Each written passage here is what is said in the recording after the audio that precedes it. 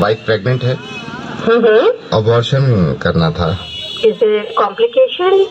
Complication कोई नहीं है, लड़की है तो। ये कैसे बात कर रहे हो आप? ऐसा तुम पहले नहीं हो। लड़की है तुमको समझ में नहीं आ रही बात है? अबॉर्शन करा दूंगा।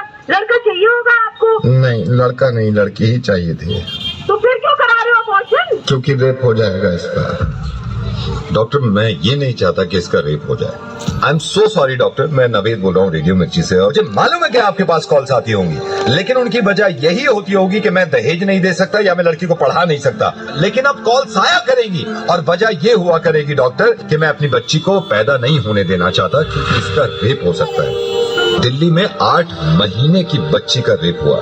8 महीने की बच्ची होती कितनी, अगर वो तंदुरुस्त ना हो, इंसान के एक हाथ में आ जाती है। उसका रेप हुआ है। I'm sorry, मैंने आपका वक्त भी ले लिया, लेकिन मैं बताना चाह रहा हूँ सबको कि ये होने लगेगा, वरना इस चीज को बंद करवा दो। मेरी समझ में नहीं आता कि स्लोगन देखने के बाद लोग खुश हो जाते हैं, बेटी बचाओ बेटी पढ़ाओ। क्यों हम पहले ही जाहिर कर देते हैं कि बेटियां कमजोर हैं, पढ़ी लिखी भी नहीं है, इनको बचाना भी है। ऐसे स्लोगन क्यों नहीं बनते कि बेटे को बताओ और ना माने तो थप्पड़ लगाओ।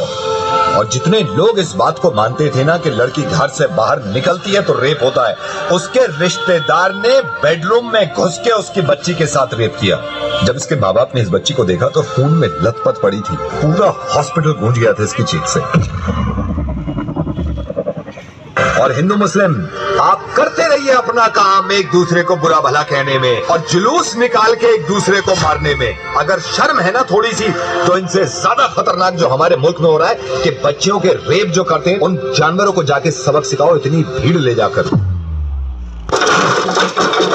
और कोई बताने की जरूरत नहीं है किसी को कि लड़कियां किसी से कम नहीं होती। जब आप किसी को ये बताते हैं कि लड़कियां किसी से कम नहीं है, इसका मतलब यह है कि कहीं ना कहीं पहले से ही दिमाग में हमने ठूस रखा है कि लड़कियां कम होती है।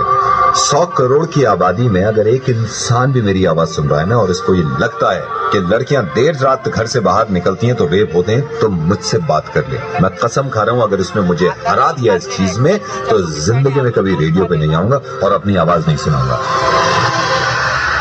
डॉक्टर, आई एम सॉरी, मैंने आपका काफी वक्त ले लिया। I think you are right, Naved. You are absolutely right. It's extremely shameful. The religion के नाम पे जो है क्लेम हो रहे हैं, but unfortunately रेप जैसा इतना बड़ा जो इशू है, इतना बड़ा जो सोशल इशू है, इसके बारे में कोई बात नहीं कर रहा है। It's brilliant.